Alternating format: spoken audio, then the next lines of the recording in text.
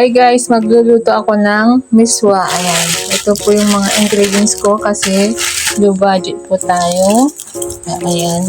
Ito, kumuha lang ako ng daon ng malunggay dahil marami sa amin ang daon ng malunggay. Ito guys, dagdagan ko ng daon ng malunggay yung aking miswa dahil masustansya ang daon ng malunggay. May bunga siya guys, kaso parang matanda na siya. Hindi na yata siya pwede. Ito oh. So ilagay natin tong isa lang.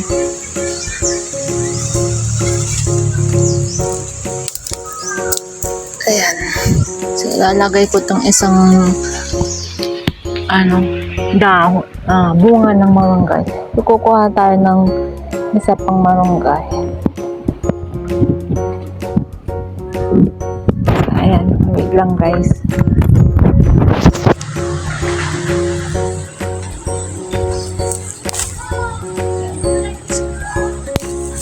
Malunggay. Mayroon pa kami malunggay dito guys. Ayan o. Yan yung bulaklak ng malunggay. Tapos may pa kami, anong tawag dito? Pakasmas. Ayan. Ayan.